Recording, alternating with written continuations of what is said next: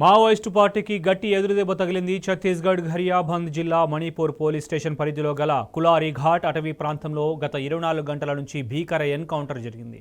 ఎన్కౌంటర్లో Maoist party కీలక నేతలు మృతి చెందారు. మృతుల సంఖ్య 27కు చేరింది. మృతుల్లో మావోయిస్టు పార్టీ సెంట్రల్ కమిటీ సభ్యులు, స్పెషల్ జోనల్ కమిటీ నాయకులు ఉన్నారు. కేంద్ర కమిటీ సభ్యుడు, ఏఓబి కీలక నేత, ఎదురుదాడుల వ్యూహకర్త చలపతి అలియాస్ రామచంద్రారెడ్డి మృతి చెందారు. చలపతి మీద ₹1 కోటి రివార్డు ఉందని పోలీసులు ప్రకటించారు. మృతుల్లో సెంట్రల్ కమిటీ సభ్యుడు మనోజ్, స్పెషల్ జోనల్ కమిటీ సభ్యులు గుడ్డు ఉన్నారని పోలీసులు ధృవీకరించారు. ఘటనా స్థలం నుంచి భారీగా ఆయుధాలు, పేలుడు పదార్థాలను పోలీసులు స్వాధీనం చేసుకున్నారు. ఎన్కౌంటర్లో నల్లగొండ జిల్లా వాసి పాక హనుమంతు ఉన్నారని పోలీసులు గుర్తించారు.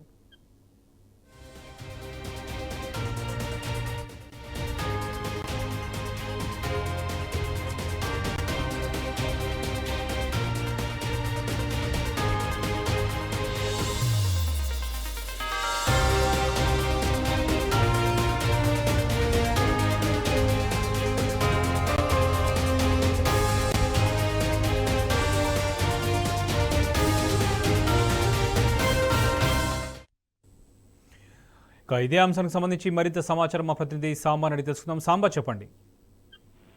శోభన్, మరొకసారి ఛత్తీస్గఢ్ అడవులు దద్దరిల్లిపోయాయని చెప్పొచ్చు. ఛత్తీస్గఢ్ ఒడిశా సరిహద్దులో కాల్పుల మోత మోగింది. దాదాపు నిన్న సాయంత్రం 4-5 గంటల ప్రాంతం నుంచి మొదలైనటువంటి భారీ ఎన్కౌంటర్ కొద్దిసేపటి క్రితం ముగిసింది. గరియాబాద్ జిల్లా మోయిన్పురి పిఎస్ పరిధిలో ఉన్నటువంటి కులారి ఘాట్ అటవీ ప్రాంతంలో జరిగినటువంటి ఎన్కౌంటర్ లో బయట ప్రచారం మాత్రం 20, 25, 27 మంది దాకా చనిపోయినారని చెప్తున్నప్పటికీ కూడా పోలీసులు ఐజీ అమరేష్ మిశ్రా ఇచ్చినటువంటి సమాచారం ప్రకారం 14 డెడ్ బాడీస్ స్వాధీనం చేసుకున్నారని చెప్తున్నారు.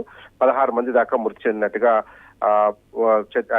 ఐజీ చెప్తున్నారు. అంటే రాయ్పూర్ ఐజీ అమరేష్ మిశ్రా ఇచ్చినటువంటి సమాచారాన్ని బేస్ చేసుకుని మనం చూస్తే కనుక కేవలం 16 మంది మాత్రమే చనిపోయినట్టుగా చెప్తున్నారు. గరియాబంద్ జిల్లా మోయిన్పూరి పిఎస్ పరిధిలో ఇది కులారి ఘాట్ అటవీ ప్రాంతంలో కొనసాగింది. డిఆర్జీ, సిఆర్పిఎఫ్, కోబ్రా దళాలు ఇవన్నీ కూడా ఛత్తీస్గఢ్ కి సంబంధించినటువంటి దళాలు.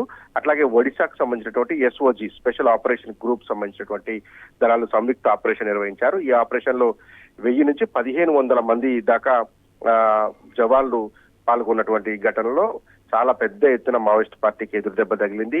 16 మృతదేహాలను స్వాధీనం చేసుకున్నట్టుగా పోలీసులు ప్రకటించారు. ఇది సంఖ్య పెరుగుతూ వచ్చింది, కాస్త పెరిగిందన్నారు, తర్వాత మళ్ళీ తగ్గిందని చెప్తున్నారు. ప్రస్తుతానికైతే 16 మంది చనిపోయినట్టుగా చెప్తున్నారు. సిసిఎం అంటే కేంద్ర కమిటీ సభ్యులు ఇందులో ఉండటం అనేది ప్రస్తుతం సంచలనం రేపుతా ఉంది. ఒకటి Manoj alias modem Balakrishna, Odisha special zonal కమిటీకి సంబంధించిన సభ్యుడు గుడ్డు ఉన్నట్టుగా రాయ్పూర్ ఐజీ తెలిపారు. ఒక జవాన్ కూడా గాయాలైనట్టుగా చెప్తున్నారు. AK-47, SLR, ఇన్సా సంబంధించినటువంటి ఆయుధాలను కూడా స్వాధీనం చేసుకున్నారు. దీంతో పాటు కేంద్ర కమిటీ సభ్యుడు అట్లాగే ఏఓబికి సంబంధించినటువంటి కీలక నేత చలపతి చనిపోయినట్టుగా ప్రచారం జరుగుతుంది. దాని మీద పోలీసుల నుంచి మాత్రం ఇప్పటి వరకు కన్ఫర్మేషన్ రాలేదు. ₹1 కోటి రివార్డు ఉన్నటువంటి చలపతి ఎక్కడ చిత్తూరు జిల్లాకు సంబంధించిన వ్యక్తిగా చెప్తున్నారు. ఐజీ ఇచ్చినటువంటి సమాచారంలో మాత్రం ఎక్కడ ఈ చలపతి చనిపోయినట్లుగా కూడా ధృవీకరించడం లేదు పోలీసులు మట్టుకు. ఎందుకంటే మొన్న దామోదర్ ఇష్యూలో జరిగినట్టుగానే ఇవాళ చలపతి కూడా చనిపోయినట్టుగా పెద్ద ఎత్తున ప్రచారం వచ్చింది. ఛత్తీస్గఢ్ మీడియాతో పాటు ఒడిశా మీడియా కూడా చలపతి చనిపోయినట్టుగా వార్తలు ప్రసారం చేసినప్పటికీ కూడా పోలీసుల సైడ్ నుంచి మాత్రం ఇప్పటివరకు ధృవీకరణ జరగలేదు. కానీ మనకు ఉన్నటువంటి సమాచారం, బయట జరుగుతున్నటువంటి సమాచారం ఏంటంటే చలపతి అలియాస్ రామచంద్రారెడ్డి కూడా మృతి చెందినట్టు కొన్ని ఇంటెలిజెన్స్ వర్గాలు కూడా మొదట భావించినప్పటికీ కూడా దాని మీద ఐజీ రాయ్పూర్ మాత్రం ఇప్పటి వరకు స్పష్టమైన ప్రకటన చేయలేదు. కేవలం చనిపోయినటువంటి 16 మృతదేహాలను స్వాధీనం చేసుకొని వాళ్ళకి సంబంధించినటువంటి ప్రక్రియ డెడ్ బాడీస్ ని రికవరీ చేసుకోవటం, అవి ఐడెంటిఫికేషన్, తర్వాత వాటిని స్వాధీనం చేసుకొని మృతుల బంధువులకు అప్పచెప్పేటువంటి కార్యక్రమానికి పోలీసులు మొదలు పెట్టారు. కానీ ఎక్కడా కూడా ఇందులో చలపతి ఉన్నట్టుగా చెప్పడం లేదు. చలపతి చాలా సీనియరు, అనేక మావోయిస్ట్ పార్టీకి సంబంధించినటువంటి కీలకమైన ఘటనలో ప్రత్యక్ష నాయకుడిగా ఉన్నాడు.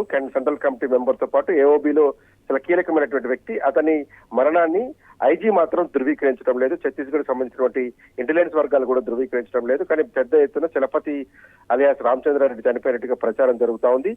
దాంతో పాటు సెంట్రల్ కమిటీ మెంబర్లను చాలా మందిని కోల్పోయినట్టుగా చెప్తున్నారు. ఇదంతా కొంత సమాచారం రావాల్సి ఉంటుంది. ఎందుకంటే ఈ గరియాబంద్ జిల్లా అనేది ఒడిశా ఛత్తీస్గఢ్ సంబంధించినటువంటి సరిహద్దు ప్రాంతంలో ఉంటుంది. ఈ జాయింట్ ఆపరేషన్ లో ఒడిశా ఛత్తీస్గఢ్ సంబంధించినటువంటి బలగాలు పాల్గొన్నాయి. సో ఆ నేపథ్యంలోనే కొంత స్పష్టత రావాల్సి ఉంటుంది. మొత్తానికైతే ఎన్కౌంటర్ ముగిసింది. డెడ్ బాడీస్ ని కూడా స్వాధీనం చేసుకొని వారికి అప్పగించేటువంటి కార్యక్రమం, ఐడెంటిఫికేషన్ కార్యక్రమం కొనసాగిస్తున్నామని చెప్తున్నారు. ఈ మొత్తం ఘటన మీద కేంద్ర మంత్రి అమిత్ షా చేసినటువంటి ప్రకటన ఇప్పుడు చాలా కీలకమైన ప్రకటన చేశారు. మొత్తం మావోయిస్ట్ నక్సలిజం, దేశంలో నక్సలిజం చివరి దశకు చేరుకుంది.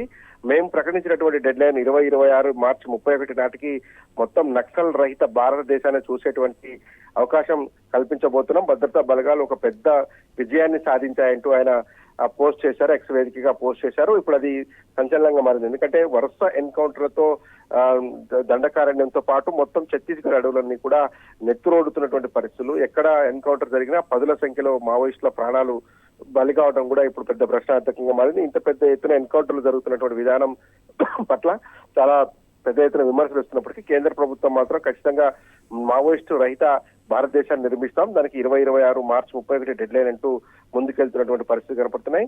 ఇప్పటికైతే డెడ్ బాడీస్ ను స్వాధీనం చేసుకున్నారు. ఏదైతే గరియాబంద్ జిల్లా ఎన్కౌంటర్ ముగిసినట్టుగా ఐజీ ప్రకటించారు.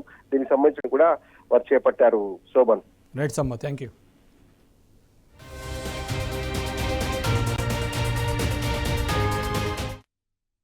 तो गरियाबंद जिले के मैनपुर थाना अंतर्गत कुल्हाड़ी घाट जो जनरल एरिया है, भालू डिग्गी पहाड़ी के मध्य में परसों रात से 19 तारीख की रात से इनकाउंटर चल रहा है।